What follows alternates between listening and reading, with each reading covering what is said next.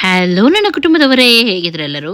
ಇವತ್ತು ನಾನು ನಿಮ್ಮ ಜೊತೆ ಶೇರ್ ಮಾಡ್ತಾ ಇದ್ದೀನಿ ಡಿಫ್ರೆಂಟ್ ಆದ ಹೆಲ್ದಿಯಾದ ಒಂದು ರೆಸಿಪಿ. ಖಂಡಿತವಾಗ್ಲೂ ಇದನ್ನು ನೀವು ಮನೆಯಲ್ಲಿ ಟ್ರೈ ಮಾಡಿ. ಇದರಿಂದ ನಿಮಗೆ ಹೊರಗಡೆ ತಿಂಡಿ ನೆನಪಾಗಲ್ಲ. ಅಂದರೆ ಒಮ್ಮೆಲೆ ನಿಮಗೆ ಏನಾದರೂ ಸಂಜೆ ಹೊತ್ತು ಸ್ಪೆಷಲಾಗಿ ತಿನ್ನಬೇಕಂತ ಆಸೆ ಆಗೋದಾದರೆ ಖಂಡಿತವಾಗ್ಲೂ ಇದನ್ನು ನೀವು ಟ್ರೈ ಮಾಡ್ಬೋದು. ಓಕೆ, ಇದಕ್ಕೆ ಬೇಕು ಬೇಯಿಸಿದ ಆಲೂಗೆಡ್ಡೆ. ದೊಡ್ಡ ಆಲೂಗೆಡ್ಡೆ ಎರಡನ್ನು ನಾನಿಲ್ಲಿ ಬೇಯಿಸಿ ಅದನ್ನು ಗ್ರೇಟ್ ಮಾಡಿ ತುರಿದು ತೆಗೆದುಕೊಂಡಿದ್ದೀನಿ. ಇದರಿಂದ ಗಂಟು ಗಂಟು ಉಳಿಯಲ್ಲ, ಹಾಗಾಗಿ ಸರಿಯಾಗಿ ಬೇಯಿಸಿ ತೆಗೆದುಕೊಳ್ಳಿ. ಓಕೆ, ನೆಕ್ಸ್ಟ್ ಇಲ್ಲಿ ಗೋಧಿ ಹಿಟ್ಟು ಹಾಕ್ತಾಯಿದ್ದೀನಿ. 1/4 ಕಪ್ಪಷ್ಟು ನಾನಿಲ್ಲಿ ಸೇರಿಸಿದ್ದೀನಿ. ಆಮೇಲೆ ಇದಕ್ಕೆ ರುಚಿಗೆ ತಕ್ಕಷ್ಟು ಉಪ್ಪನ್ನು ಸೇರಿಸಿನ 2 ಟೇಬಲ್ ಸ್ಪೂನಷ್ಟು ಇದಕ್ಕೆ ಎಣ್ಣೆಯನ್ನು ಹಾಕೋಣ. ಹಾಗೂ ಸರಿಯಾಗಿ ಇದನ್ನು ಒಣ ಇರುವಾಗಲೇ ಇದನ್ನು ಮಿಕ್ಸ್ ಮಾಡಿ. ಹಾಗೂ ಇದಕ್ಕೆ ಸ್ವಲ್ಪ ಸಕ್ಕರೆಯನ್ನು ಕೂಡ ನಾನು ಆ್ಯಡ್ ಮಾಡಿದ್ದೀನಿ. ಚೆನ್ನಾಗಿ ಮಿಕ್ಸ್ ಆಗಬೇಕು, ಇದರಲ್ಲಿ ಯಾವುದೇ ಗಂಟು ಉಳಿಬಾರ್ದು. ಹಾಗೂ ಸ್ವಲ್ಪನೇ ನೀರು ಹಾಕಿ ಇವಾಗ ಚಪಾತಿ ಹಿಟ್ಟೆಲ್ಲ ಯಾವ ರೀತಿ ಕಲಿಸ್ತೀವಿ ನೋಡಿ ಅದೇ ರೀತಿ ಕಲಿಸ್ಬೇಕು. ತುಂಬ ಸಾಫ್ಟ್ ಕೂಡ ಮಾಡಬೇಡಿ, ಮತ್ತು ಸರಿಯಾಗಿ ಬರೋದಿಲ್ಲ. ಸ್ವಲ್ಪ ಟೈಟೇ ಇರಲಿ ಹಿಟ್ಟು ನೋಡಿ ಈ ರೀತಿ. ಇವಾಗ ಇದು ಕರೆಕ್ಟಾಗಿ ಬಂದಿದೆ. ಇವಾಗ ಇದರದ್ದು ಸಣ್ಣ ಸಣ್ಣ ಉಂಡೆಯನ್ನು ನಾವು ತಗೊಳ್ಳೋಣ. ನೋಡಿ, ಸಣ್ಣ ತಗೊಳ್ಳಿ, ಈ ರೀತಿ ರೌಂಡಾಗಿ ಮಾಡಿ. ಕೈಗೆ ಎಣ್ಣೆಯನ್ನು ಒರೆಸಿ ನೀವು ಆಮೇಲೆ ಮಾಡಿದ್ರೆ ನೋಡಿ ಕರೆಕ್ಟಾಗಿ ಬರುತ್ತೆ. ನೋಡಿ, ಬಾಟ್ಲಿಗೆ ಕೂಡ ಸ್ವಲ್ಪ ಎಣ್ಣೆಯನ್ನು ನಾವು ಹಾಕಬೇಕು. ಆಮೇಲೆ ನಾವು ಉಂಡೆ ತೊಗೊಂಡಿದ್ವಿ ನೋಡಿ, ಅದರ ಮೇಲೆ ಈ ರೀತಿ ಪ್ರೆಸ್ ಮಾಡಿ ಮೆಲ್ಲನೆ ತೆಗೀರಿ. ನೋಡಿ, ಹೀಗೆ ಈ ರೀತಿ ಡಿಸೈನ್ ಬರಬೇಕು.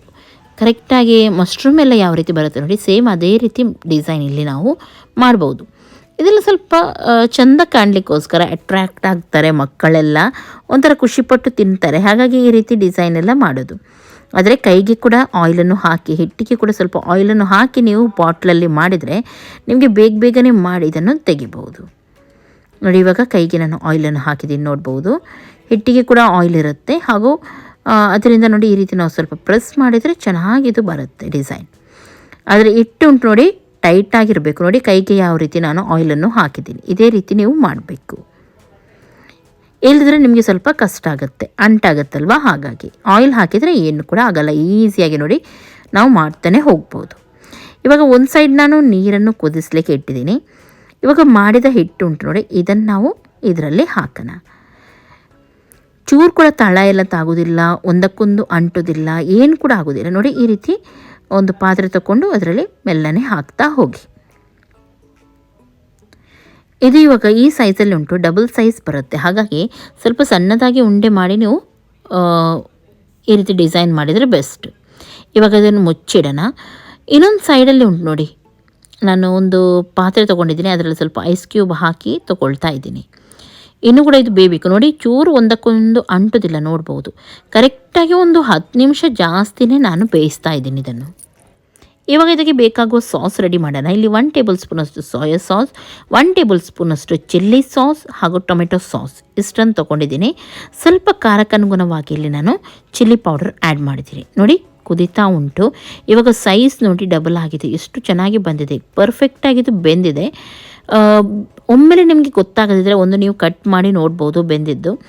ಈ ರೀತಿ ಡಬಲ್ ಸೈಜ್ ಬಂದು ಆಮೇಲೆ ಸ್ವಲ್ಪ ಕಲರ್ ಚೇಂಜ್ ಆಗುತ್ತಲ್ವ, ಆಮೇಲೆ ಇದನ್ನು ತೆಗೆದು ಕೋಲ್ಡ್ ನೀರು ನಾವು ಇಟ್ಟಿದ್ವಿ ನೋಡಿ ಅದಕ್ಕೆ ಹಾಕಿ ಅಲ್ಲಿಂದ ಮತ್ತೆ ನಾವು ಸೋಸುವಂಥ ಪಾತ್ರೆಗೆ ಹಾಕಬೇಕು. ನೀರೆಲ್ಲ ಕಂಪ್ಲೀಟಾಗಿ ತೆಗಿಬೇಕು.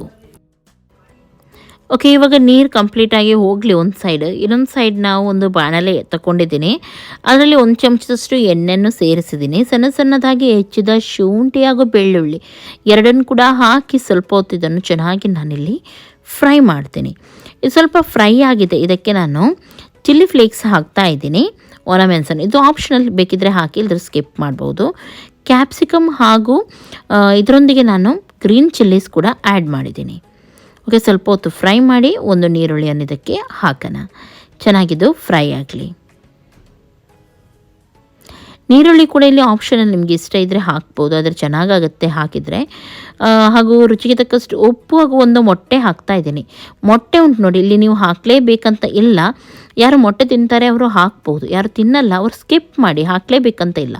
ಚೆನ್ನಾಗಿ ಮೊಟ್ಟೆ ಫ್ರೈ ಆದಮೇಲೆ ನಾವು ಸಾಸ್ ರೆಡಿ ಮಾಡಿದ್ವಿ ನೋಡಿ, ಅದನ್ನು ಹಾಕ್ತಾ ಇದ್ದೀನಿ. ಹಾಗೂ ಚೆನ್ನಾಗಿ ಇದನ್ನು ಮಿಕ್ಸ್ ಮಾಡ್ತಾ ಇದ್ದೀನಿ.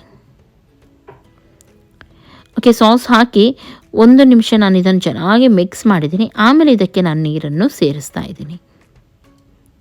ನೋಡಿ, ನೀರು ಸೇರಿಸಿ ಆದಮೇಲೆ ಇದಕ್ಕೆ ನಾವು ರೆಡಿ ಮಾಡಿದ ಹಿಟ್ಟನ್ನು ಹಾಕೋಣ. ಚೆನ್ನಾಗಿದನ್ನು ಮಿಕ್ಸ್ ಮಾಡಿ 1-2 ನಿಮಿಷ ಒಳ್ಳೆ ರೀತಿದು ಫ್ರೈ ಆಗಲಿ. ಹಾಗೂ ನೆಕ್ಸ್ಟ್ ಏನು ಮಾಡಬೇಕು, ಗ್ಯಾಸನ್ನು ಸ್ವಲ್ಪ ಲೋ ಫ್ಲೇಮಲ್ಲಿ ಇಟ್ಟು ಇದನ್ನು ಮುಚ್ಚಿಡೋಣ 1 ನಿಮಿಷ. ಚೆನ್ನಾಗಿ ಮಸಾಲೆ ಎಲ್ಲ ಏಳಿಲ್ಲ ಇದಕ್ಕೆ. ಓಕೆ, ಎಲ್ಲ ರೆಡಿ ಆಯಿತು. ಇವಾಗ ಇದಕ್ಕೆ ಕೊತ್ತಂಬರಿ ಸೊಪ್ಪನ್ನು ಹಾಕೋಣ. ಹಾಗೂ ಇದು ತಿನ್ನಲಿಕ್ಕೆ ಇವಾಗ ರೆಡಿಯಾಗಿದೆ. ಗ್ಯಾಸನ್ನು ಆಫ್ ಮಾಡಿ ಹಾಗೂ ಬಿಸಿ ಬಿಸಿ ಇರುವಾಗ ಸರ್ವ್ ಮಾಡಿ. ತುಂಬ ಚೆನ್ನಾಗಾಗುತ್ತೆ. ಜಸ್ಟ್ ನೀವು ಇದನ್ನು ಟ್ರೈ ಮಾಡಿ. ಎಲ್ಲರೂ ಕೂಡ ಮನೆಯಲ್ಲಿ ಇಷ್ಟಪಟ್ಟು ತಿಂತಾರೆ. ಹೇಳೋದೇ ಇಲ್ಲ ನೀವು ಗೋಧಿ ಹಿಟ್ಟಿನಿಂದ ಇದನ್ನು ಮಾಡಿದ್ದೀರಿ ಅಂತ ಹೇಳಿ. ಅಷ್ಟು ಟೇಸ್ಟಿಯಾಗಿ ಬರುತ್ತೆ. ಇದು ನೋಡಲಿಕ್ಕೂ ತುಂಬ ಸೂಪರಾಗಿ ಕಾಣುತ್ತೆ. ಕಟ್ ಮಾಡಿ ಕೂಡ ತೋರಿಸ್ತೀನಿ. ಸಾಫ್ಟಾಗಿ ಕೂಡ ಇರುತ್ತೆ ಇದು. ಓಕೆ, ಇವತ್ತಿನ ರೆಸಿಪಿ ಇಷ್ಟ ಆಯಿತು ಅಂತಂದರೆ ಲೈಕ್ ಮಾಡಿ, ಶೇರ್ ಮಾಡಿ, ಸಬ್ಸ್ಕ್ರೈಬ್ ಮಾಡಿ. ಎಲ್ಲರಿಗೂ ಟೇಕ್ ಕೇರ್. ಬಾಯ್ ಬಾಯ್.